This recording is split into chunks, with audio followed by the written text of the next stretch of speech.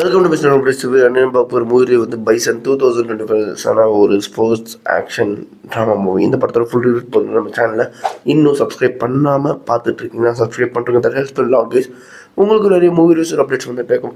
And இந்த படத்தோட கதை எங்கே ஆரம்பிக்குது அப்படின்னு பார்த்தீங்கன்னா, ஃபர்ஸ்ட் வந்து ஒரு ஊரை காட்டுறாங்க. அந்த ஊரில் வந்து லைக் கிட்டான்னு சொல்லிட்டு ஒரு பையன், அவர் தான் வந்து நம்ம துருவிக்ரம்.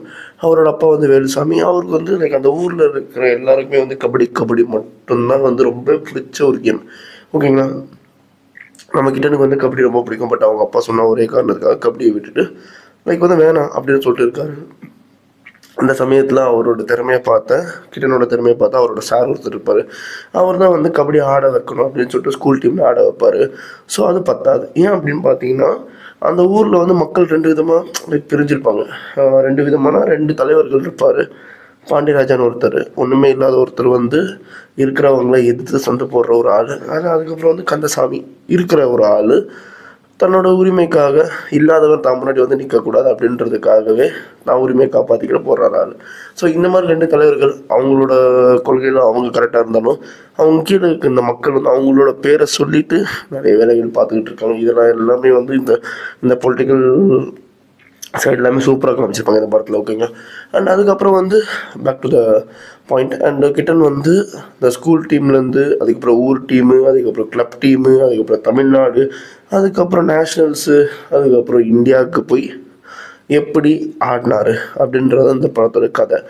அந்த ஆரம்பத்துலேருந்தே வந்து அடி வாங்கி ஒரு மாதிரி ஃப்ரஸ்ட்ரேட் ஆகி நம்ம கிட்டன் வந்து இதை வேணான்னு சொல்லிட்டு முடிவெடுக்கிற அந்த சமயத்தில் ஒரு தடவையும் அவர் வந்து வேணான்ற அந்த இருக்கிற சமயத்தில் கபடி வந்து அவர் திரும்பி உள்ளே இருக்கும். அந்த சீனுமே நல்லாவே காமிச்சிருப்பாங்க, எனக்கு பிடிச்சிருந்தது. அதே மாதிரி வந்து இதில் வந்து எல்லாரோட கேரக்டருமே எல்லாருமே ப்ளே பண்ணியிருப்பாங்க, சூப்பராக இருக்கும். அதே மாதிரி நம்ம அமீர் சார் வந்து இந்த கொள்கை தத்துவங்கள் ஃபாலோ பண்ணுற ஒரு சொல்லித்தர ஒரு லீடராக இருக்கும்போது அவருமே வந்து கிளியராக இருப்பார். அதே மாதிரி நம்ம கிட்டன் வந்து ஆரம்பத்தில் கிளப் டீமில் எந்த கிளப் டீமில் ஆடுவார் அப்படின்னு பார்த்தீங்கன்னா, நம்ம கந்தசாமியோட கிளப் டீமில் ஆடுவார். ஆனால் அவங்க ஊரே வந்து பாண்டியராஜாவுக்கு தான் சப்போர்ட் பண்ணோம். ஓகேங்களா, அதாவது வந்து யாரை வச்சு நம்ம மேலே போகிறோம் இல்லை, அவனோட உதவியை பயன்படுத்தி நம்ம திறமையில நம்ம எவ்வளோ மேலே போகிறோம் அப்படின்றத ஒரு ஒரு பாயிண்ட்டு. அண்ட் ஒரு லெவலுக்கு மேலே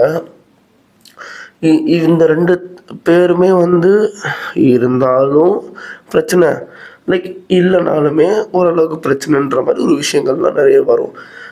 அதுக்குமே ஒரு நல்ல ஒரு எண்டிங் படத்தில் கொடுத்துருப்பாங்க. லைக் வந்து உரிமை, அந்த ஆள் இந்த ஆள் அப்படின்றதுக்காக அடிச்சுக்காம லைக் அதில் வந்து நீங்கள் யாருன்னு காட்டுறதை விட்டுட்டு உங்களோட படிப்பில், திறமையில், ஏன் நம்ம கிட்டன் மாதிரி விளையாட்டில், ஸோ இந்த மாதிரி விஷயங்கள்லாம் காட்டினீங்கன்னா அதுதான் வந்து நிரந்தரமான ஒரு முன்னேற்றம்.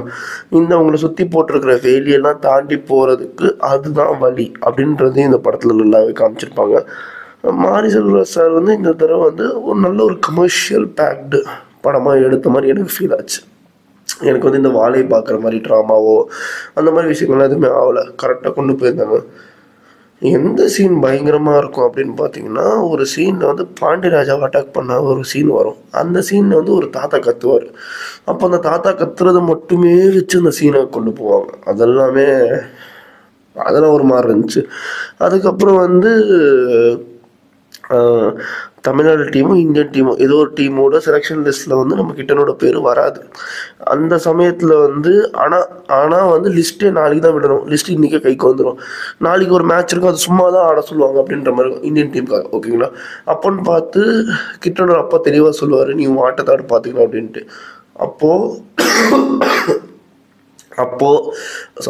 அப்போது வந்து அவங்க அப்பா வந்து ஒரு பக்கம் சாமி ஆடுவார், இன்னொரு பக்கம் வந்து கிட்டன் கபடி ஆடுவார்.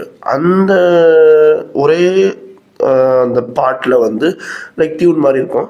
அதில் ரெண்டு சீனையும் மர்ச் பண்ணி காட்டுற விதமாக சூப்பராக இருந்திருக்கும். எனக்கு ஒரு மாதிரி படம் வந்து நல்லாவே இருந்துச்சு. ரொம்ப சீரியஸாக ஒரு நல்ல ஒரு பொலிட்டிக்கல் ஒரு நல்ல படம் பார்க்கணும் அப்படின்னு பார்த்தீங்கன்னா பைசன் போயிருங்க. ஏன்னா வந்து துருவிக்ரம் ஆக்டிங் நல்லாவே பண்ணியிருப்பார். அவர் வந்து இந்த படத்தில் ப்ரூவ் பண்ணிட்டாரு அவர் யார் அப்படின்றத.